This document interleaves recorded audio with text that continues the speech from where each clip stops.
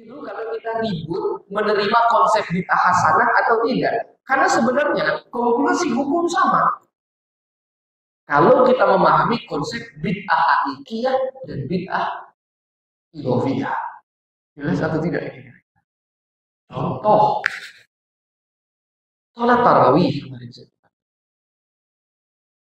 Sholat tarawih itu adalah bid'ah Umayyah. Bid'ahnya Umar, amandemen Umar, yang tidak pernah ada di zaman Nabi dan tidak pernah ada di zaman Abu Bakar. Yang ada dalilnya adalah qiyamul lail. Hadisnya itu yang ada man qama ramadhana imanan wa ihtisaban ghufira lahu ma taqaddama min dhanbi. Barang siapa yang mendirikan sholat malam di bulan Ramadan, kan itu qiyamul lail Ramadan. Nabi Muhammad SAW itu melakukan qiyamul lail Ramadan. Tidak membatasi berapa rakaatnya, karena qiyamul lail itu sebebas mungkin. Tidak membatasi kapan waktunya, tidak membatasi di mana mengerjakannya, dan tidak membatasi mengerjakannya sendiri atau berjamaah. Sehingga di zaman Nabi Muhammad dan di zaman Abu Bakar itu orang sholat qiyamul lail itu sendiri-sendiri, tengah malam. Rakaatnya masing-masing punya rakaat berbeda-beda. Nanti di zaman Umar itu ada amandemen, dikumpulkan oleh Umar. Klausul-klausul amandemennya itu satu, dikerjakan berjamaah, yang tadinya nggak berjamaah. Dua, dikerjakan setelah Isya langsung. Yang tadinya tengah malam, ini mepet sama Isya. Itu amandemen. Tiga, rakaatnya dibatasi oleh Umar 20 rakaat. Makanya kalau ada orang tanya, sholat tarawih Nabi Muhammad SAW berapa rakaat? Itu pertanyaan salah. Karena sholat Rasulullah SAW itu tidak sholat tarawih. Karena tarawih itu ada istilah belakangan setelah amandemen Umar. Karena dalam amandemen itu ada klausul istirahat sejenak setiap 2 atau 4 rakaat. Yang tadinya itu nggak ada, itu berjamaah, rakaatnya 20. Makanya kalau ditanya sholat tarawih itu berapa rakaat? Sholat tarawih itu hanya 20 rakaat. Kalau yang ditanya sholat tarawih, karena sholat tarawih itu murni produk Umar. Tapi kalau Anda bertanya berapa rakaat qiyamul lail Ramadan, bebas. Mau 2, mau 4, mau 6, mau 8, mau 10, seterusnya sampai 100 juga tidak jadi masalah. Tapi kalau pertanyaannya berapa rakaat tarawih? Tarawih itu adalah produknya Umar. Dan itu konsensus para sahabat. Tidak ada satupun yang mengerjakan tarawih semenjak itu kecuali 20 rakaat. Makanya kalau dibilang ini bid'ah sholat tarawih 20 rakaat, memang bid'ah. Memang bid'ah. Kalau dibilang bid'ah, memang jawabannya memang bid'ah. Kenapa? Itu bid'ah Umar. Jelas atau tidak jelas? Ini kalau saya bacakan satu-satu panjang. Nah ini saya bacakan. Ini juga merujuk kepada kitab I'anatul Talibin yang sama saya pegang, saya tahu bakal insyaallah di dalam jilid 1 halaman 450. Kebetulan ini jilid 3. Ini nukilan dari jilid 1. Contoh tarawih itu ya. Wal aslu fiha ma rawa syaitan annahu sallallahu alaihi wasallam kharaja min jawfil lail layali min ramadana wa shalla fil masjid wa shalla an-nasu bi salatihi fiha wa takatharu falam yakhruj lahum fi ar-rabi'ah.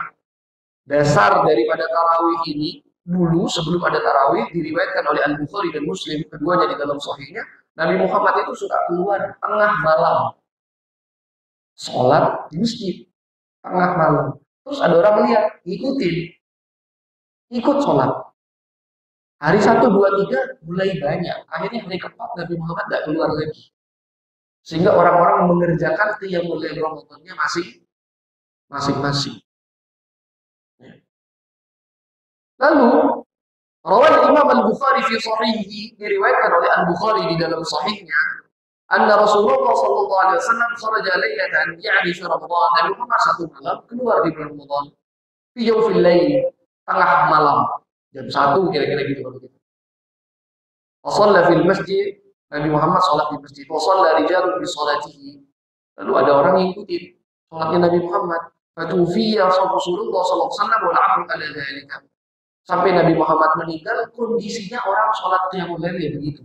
Masing-masing sendiri-sendiri, rakaatnya ada yang 4, ada yang 2, ada yang 6, ada yang 8, ada yang 10, ada yang terus lanjut dan mengerjakannya tengah malam, tidak dikerjakan secara berjamaah. Inna kulla ahadin yusalli qiyam Ramadan fi baitihi munfaridan. Ini riwayatnya. Orang-orang saat itu sholat qiyamul lail Ramadan, belum ada tarawih. Sendiri-sendiri di rumahnya masing-masing. Maka al-amru ala dzalika aidan fi khilafati Abi Bakar. Dan perkara itu terus berlanjut sampai kekhalifahan Abu Bakar. Jadi sampai Nabi sudah tidak ada, sudah meninggal dunia. Di masa kepemimpinan Abu Bakar, itu Ramadannya belum ada tarawih. Masih sholat sendiri-sendiri kalau malam sepi. Masjidnya itu bukan kayak hari ini orang kumpul lagi sisa gitu kan. Dan bahkan itu sampai di tengah-tengah kepemimpinan Umar bin Khattab. Tsumma jama'a Umar ar-rijala ala Ubay bin Ka'ab. Di tengah-tengah khalifah Umar mulai itu ada rapat. Para menteri-menteri itu ulama-ulama. Kayaknya suasana terus kita atur, Pak. Ya kayak gitu. Mesti kita kumpulkan saja. Nah, itu amandemen Umar yang disebut dengan bid'ah tadi itu. Akhirnya klausul-klausulnya dibuat. 1, berjamaah. Ditunjuk imamnya yang laki-laki Ubay bin Ka'ab. Imamnya perempuan dikumpulkan juga perempuan berjamaah. Ditunjuk turun SK itu. Siapa yang jadi imam? Wa jama'an nisa ala Tamim ad-Dari. Yang jadi imam namanya Tamim ad-Dari. Sebagian berpendapat Salman ibn Abi Haythamah. Itu ada SK dalam undang-undangnya Umar saat itu.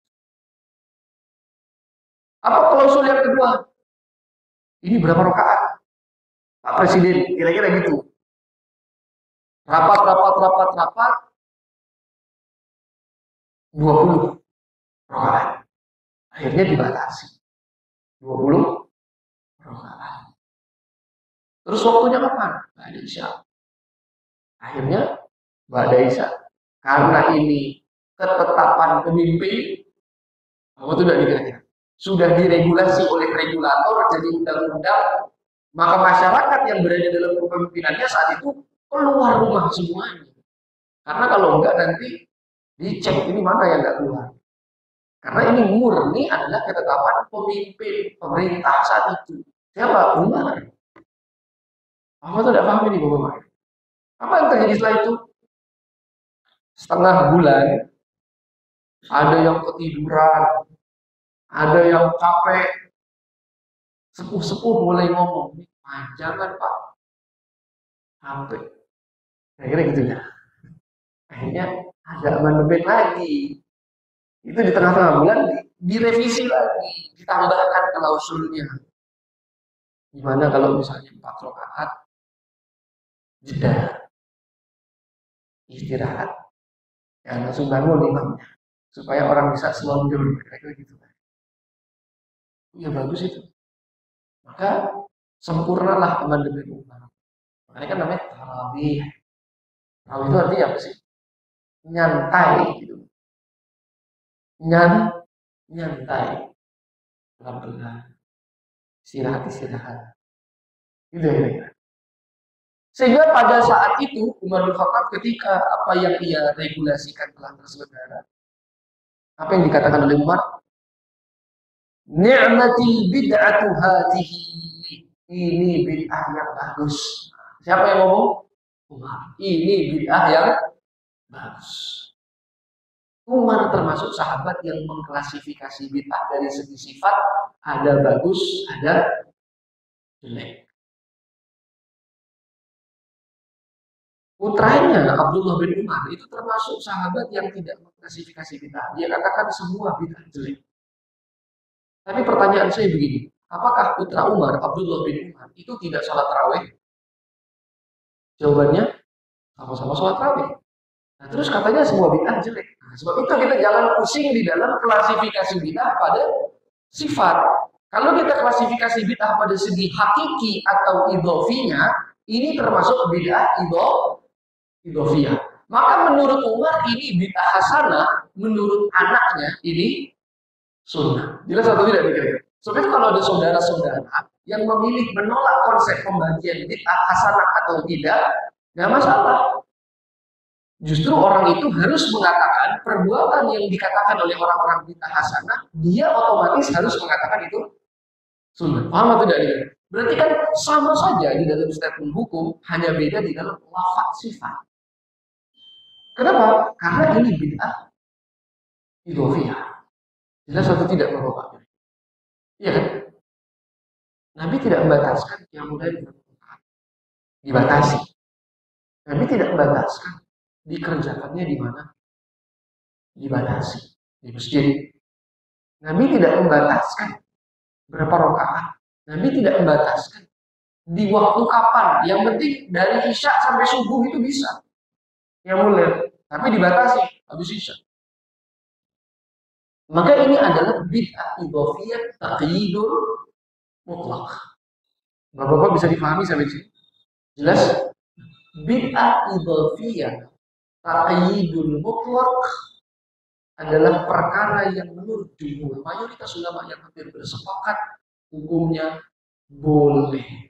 Adapun labelnya bid'ah hasanah ataupun sunnah, terserah kita mau membagi bid'ah hasanah atau tidak. Kalau kita termasuk mengikuti ulama yang mengklasifikasi bid'ah sifat, maka otomatis akan mengatakan itu bid'ah hasanah. Jadi kalau misalnya Bapak ikut golongan ulama yang mengklasifikasi bid'ah dari segi sifat, maka tarawih itu kita katakan hukumnya bid'ah atau sifatnya bid'ah hasanah.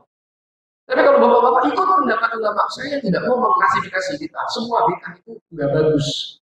Maka Bapak akan mengatakan tarawih itu sunnah. Berarti ada beda atau enggak kira-kira?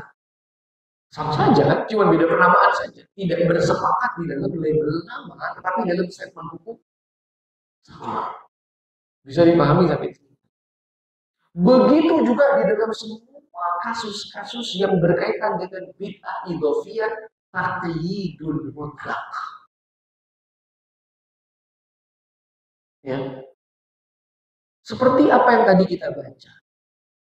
Peringatan Maulid Nabi Muhammad SAW. Di dalam definisi peringatan Maulid yang dikatakan oleh Al-Hafidz As-Suyuti, ngumpul. Ini silaturahim dalil asalnya ada atau enggak? Ngumpul. Bersilaturahmi seperti kita ngumpul itu ada enggak dalil asalnya? Sunnah. Ada. Baca dalamnya ayat Quran. Membaca ayat Quran hukum asalnya ada dalilnya atau tidak juga? Ada. Lalu membaca riwayat-riwayat tentang kehidupan Nabi Muhammad SAW, hukum asalnya ada atau tidak? Ada. Lalu berbagi makanan kepada saudara sesama manusia, apalagi sesama muslim, hukum asalnya ada atau tidak? Ada. Berarti ini namanya asalnya memiliki dalil syar'i. Tetapi kapan mengerjakannya? Di mana mengerjakannya? Bagaimana cara mengerjakannya? Ini tidak ada dalilnya. Karena tidak dibatasi oleh agama. Saya mau batasi. Saya mau bikin silaturahim, kumpul keluarga. Arisan di rumah saudara. Atau silaturahim aja, undang makan. Terus habis ngumpul-ngumpul, ada saudara yang coba baca ayat Quran supaya sama-sama kita dengar ada yang baca ayat Quran. Habis itu coba buka kitab hadis Sahih Bukhari, bacakan hadis-hadis Nabi, ada yang baca hadis Nabi. Ini apakah perbuatan ini dikatakan sebagai bid'ah hakikiyah? Jawabannya pasti tidak. Ini yang disebut dengan bid'ah Ya. Hukumnya apa? Sunnah atau bid'ah hasanah. Terserah mau pakai bid'ah hasanah atau pakai sunnah, tidak jadi masalah. Paham atau tidak paham ini? Sebab itu lucu kalau ada orang yang mengatakan perilaku semacam ini adalah perbuatan yang haram, bid'ah dolalah.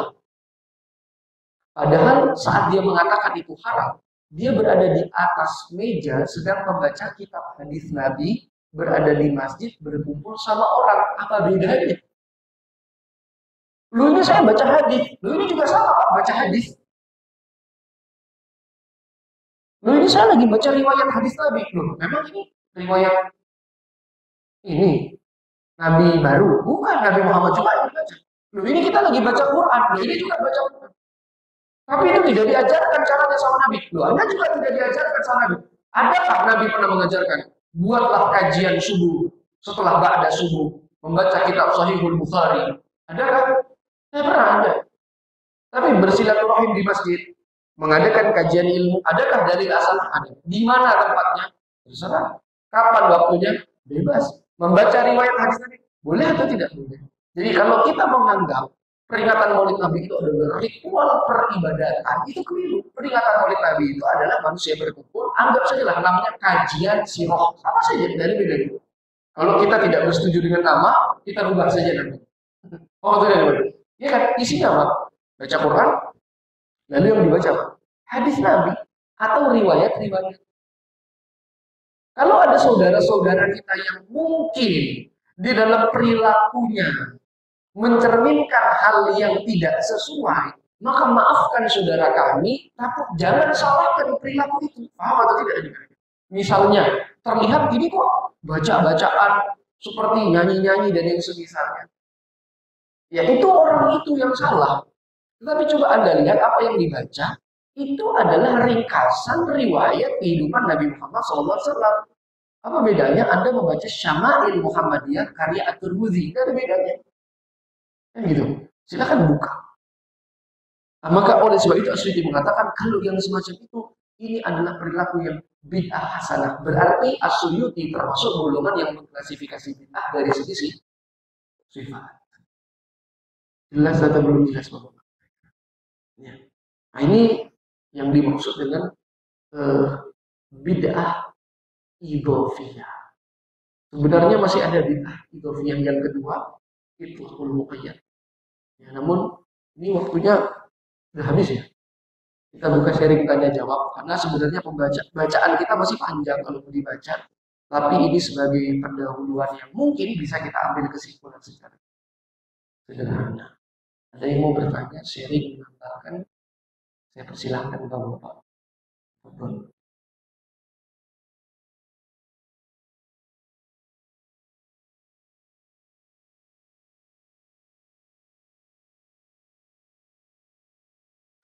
Tidak ada yang bertanya.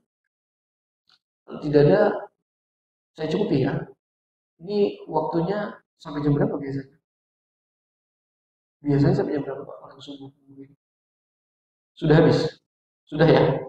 Baik, jadi kita cukupi. Nanti kajian ini tetap kita lanjutkan yang hari Sabtu ya. Kajian juga hari Sabtu seputar bid'ah idhofiyah hakikiyah karena kita belum selesai si panjang.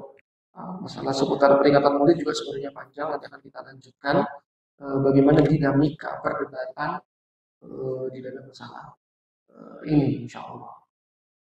Saya cukupi, semoga Allah memberikan rahmat, taufik, hidayah, inayah, kebaikan kepada kita semua, mengampuni dosa-dosa kita. Ya Allah jadikan kita hamba-hamba yang diridhoi dan mendapatkan syafaat Nabi Muhammad sallallahu alaihi wasallam. Alhamdulillah pemaaf. Subhanakallahumma wa bihamdika asyhadu an la ilaha illa anta astaghfiruka wa atubu ilaik. Wassallallahu alaihi wa alihi wa sahbihi. Alhamdulillah rabbil alamin.